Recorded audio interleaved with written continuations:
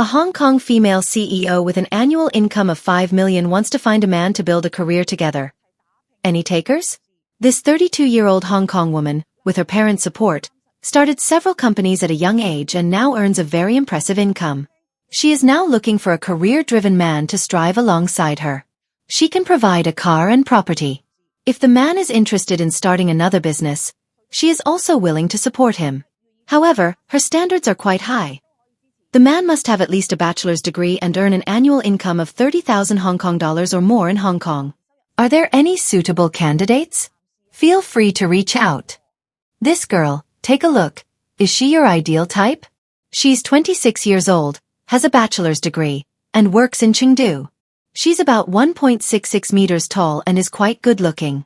Her father is a teacher, and her mother has already retired. She bought a car worth around 100,000 renminbi with her own money. She says she wants to find a guy with similar conditions. He doesn't need to make a lot of money, just enough to support a family. Looks aren't a major requirement. She just wants someone she clicks with. Personality, character, and temper are all important though. Also, the guy should have a house where the two can live alone. Are there any suitable men out there? All the men below are basically half invalid. If you earn less than 20,000 to 30,000 a month, it's like poverty relief. Sigh, not my words, okay? These are his exact words. There's this 1988-born guy with a master's degree from a top university, 211 institution, earning a decent monthly income of over 10,000. Yet he says stuff like, I can't date someone who earns less than me, they need to make at least 20,000 to 30,000 a month, otherwise it feels like I'm doing poverty relief.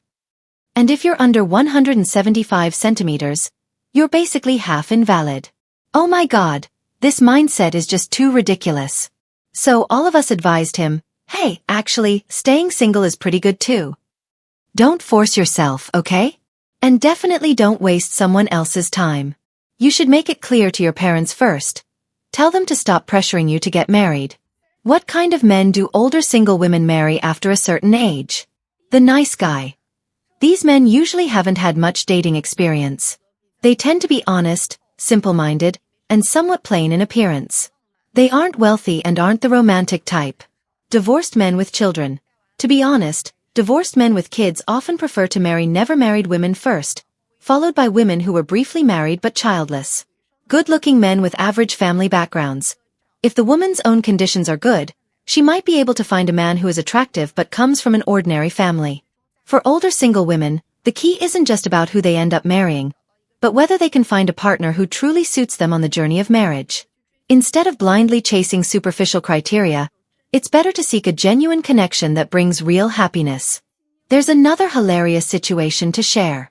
The other day, a girl came to an offline event and said, I want to find a man in Zumadian who has a car, a house, and earns 30K a month. I replied, oh, so you're going to work as his maid? She said, what maid? I'm going to marry him. I said, did you save his life or something? Why would he marry you?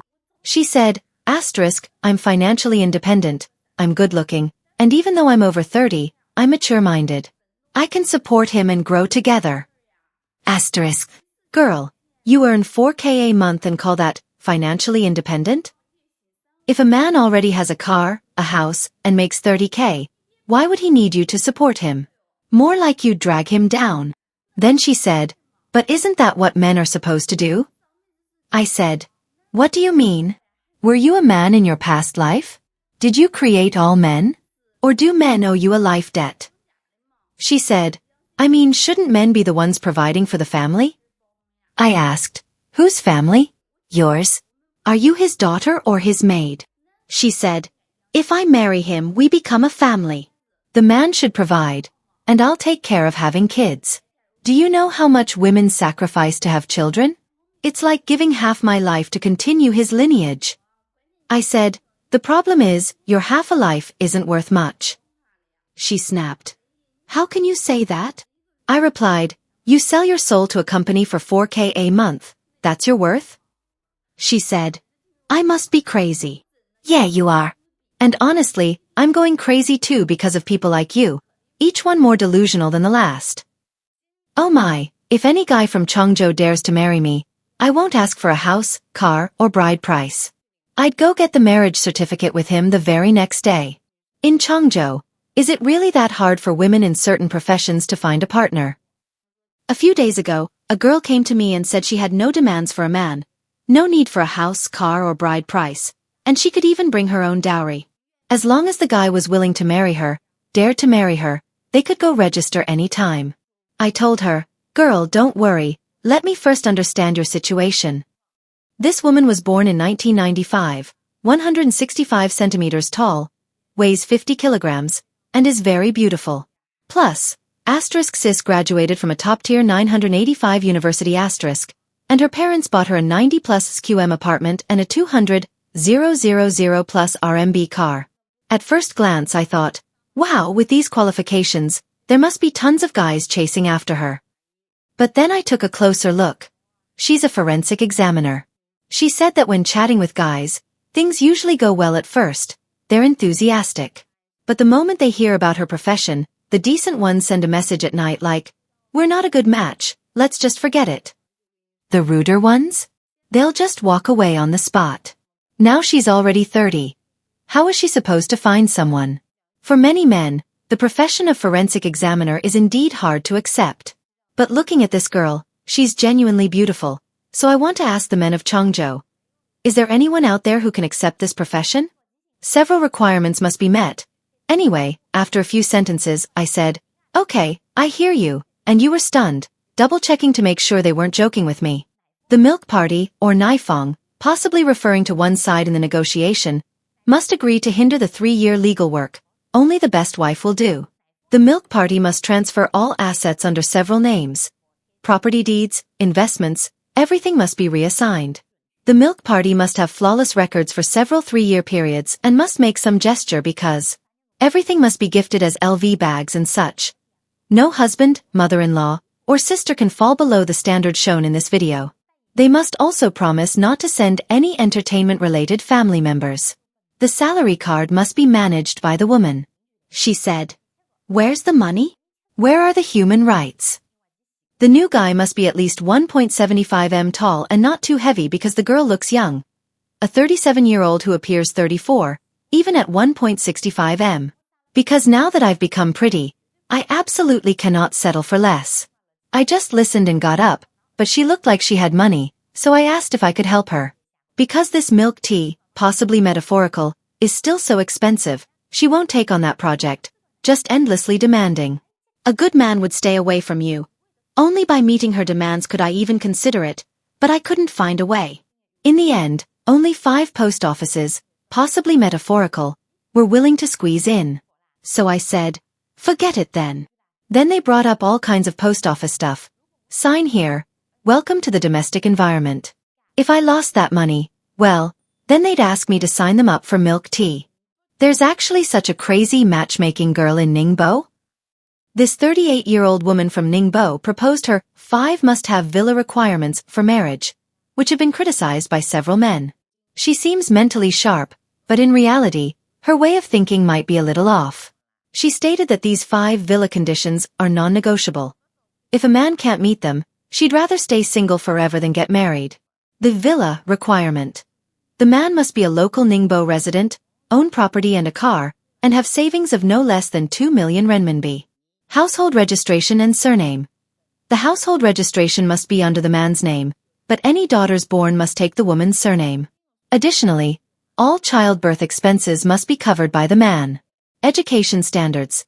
The man must have graduated from a top-tier 211 project university to ensure good genes for their children. Career and betrothal gifts. The man must be currently running a business or be a high-level executive. The betrothal gift, bride price, must be at least 500,000 renminbi as a symbol of respect. If you think you can meet these 5 non-negotiable requirements, click on my profile to connect. Older beauties, don't bother coming to matchmaking. It's not that we don't want your business, but the wealthy heirs you're hoping to marry won't choose you as their wife. Yesterday, a woman born in 1990 came in. To be honest, she was really beautiful and worked as a lawyer.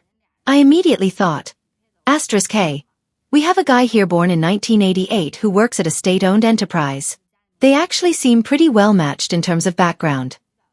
*. So I started introducing him to her, but before I could even finish, she cut me off and said that her previous boyfriends were all from business-owning families with annual incomes in the millions. In other words, she wasn't interested in anyone below that financial tier.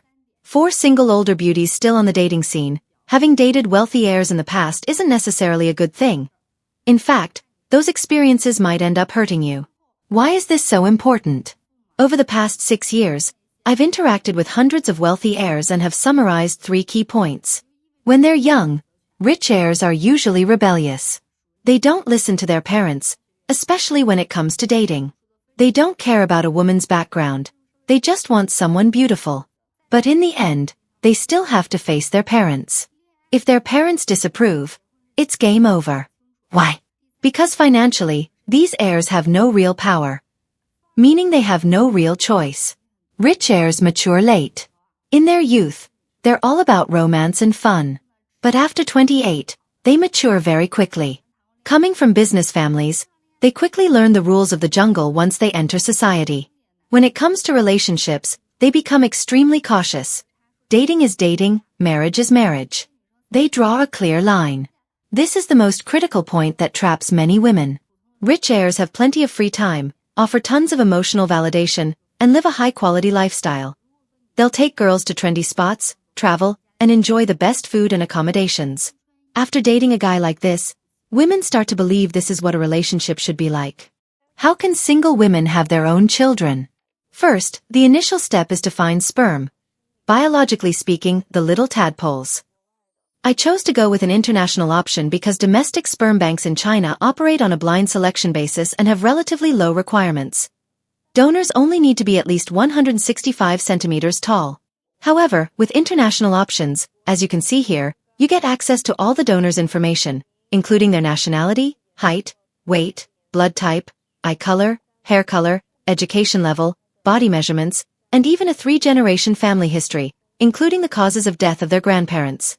If you want an even higher quality option, you can do what I did and access the donors' photos and videos to see if they match your preferences. I won't show you those though. The second step is similar to conventional pregnancy preparation. You need to optimize your uterine environment and ovarian follicles. The third step is conception. There are 2 methods here. The first involves sperm insemination during the implantation window. The second is IVF, in vitro fertilization. I personally chose the second option because, after creating the embryos, you can assess their quality and screen for genetic defects. If you produce multiple embryos, you can even select the healthiest one. The fourth step is progressing through pregnancy. Since you have full autonomy, you can decide whether to opt for pain relief, vaginal delivery, or a C-section. It's entirely up to you. The fifth step is registering your child's household registration, hukou. The child's hukou will be directly under your name. If you give birth in China, you just need to register as usual.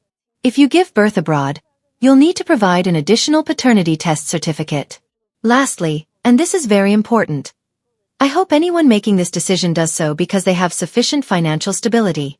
Ideally, it's best to have the support and approval of your parents. Raising a child is hard work, so having family support is definitely a plus.